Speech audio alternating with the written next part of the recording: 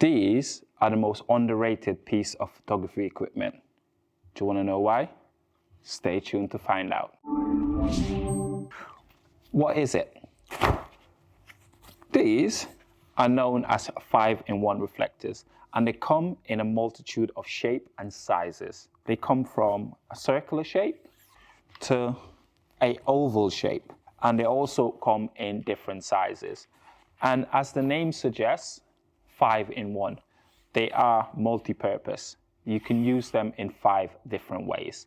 They come in a silver side, they have a black side, gold side, a white side. You also have a diffusion material in the middle. There are 3 reasons why I personally think these are some of the most underrated piece of equipment in photography. And reason number 1 being they are very, very cheap and affordable. You can pick up one of these from Amazon, from eBay for around about 10 to 25 pounds.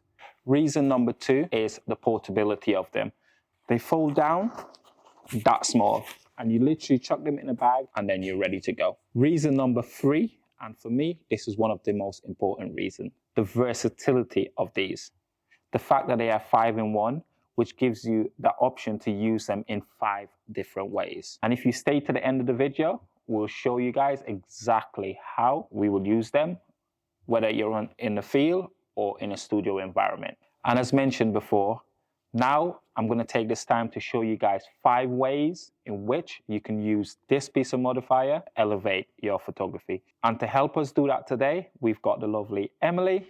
Hi guys. Good. Emily is back with us. You've seen Emily from a previous video. Emily, are you ready? Should we show them what we're doing? Let's go. Let's go. So we're going to switch. I'm going to get Emily to sit down. So let's grab Emily a stool.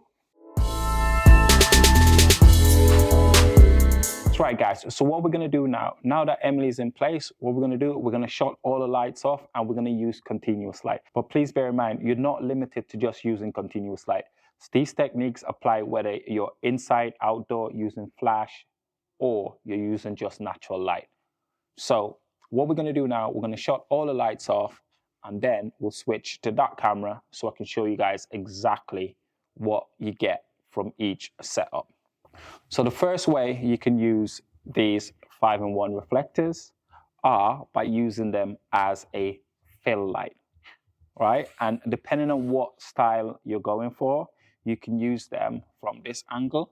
And as you guys can see, that fill in a shadow. What you want to be mindful of is using the silver side or the gold side, because what this is going to do is cast a specular light.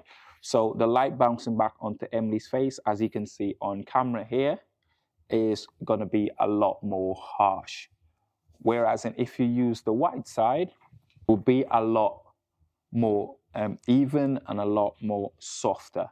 It's also better for the model's eyes, and we don't blind the model, right? So that is ways number 1. Setup number 2 is using it for negative fill, right? So what this is going to do is make the shadow side of Emily's face even more contrasty. So if we adjust our light, so I can show you that. As you can see, look where the shadow is falling there. If we bring this in, you will see that that will then create what's called negative fill. Because we're in a small white studio, light will tend to bounce around. So what you can do is use it to actually block some of the light and create a really nice contrast on this side of Emily's face. Setup number 3 is to use the diffusion material to actually soften the light. And we do that by simply placing our diffusion material in front of our light. So if we place our diffusion material here, you'll see the difference that makes. And look how beautiful that lighting is on Emily's face. So if we take it away, that's how harsh it is. We add a diffusion, and the closer we bring that diffusion material to Emily's face, the softer the light will be and the softer the shadows are. This is one of those techniques that I primarily use if I'm shooting outdoors in midday sun and I don't have a strobe with me. I will use this technique to help block out some of that harsh sunlight. Setup number 4 is widely used in the beauty industry for beauty photography. And that setup is the clamshell setup. And you go about doing this, as the name suggests, making it look like a clam. So what you're gonna have is you're gonna have your light on the top and your reflector coming in the bottom, that giving you the shape of a clam. And this is how you do that, by simply placing your reflector on the here. And what this does is bangs that light back from there onto here and back onto Emily, thus filling in the shadows underneath Emily's face. You have to be careful with this as well. Again, if you're going to be using the silver side, what you'll have is a lot more specular light and specular highlights, right? If you use the white side, then it's a lot more gentle and a lot softer, and it's also a lot more gentle on the model side.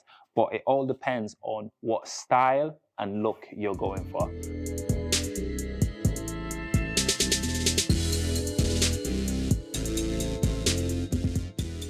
Setup number 5 is to use it to create a really nice silhouette.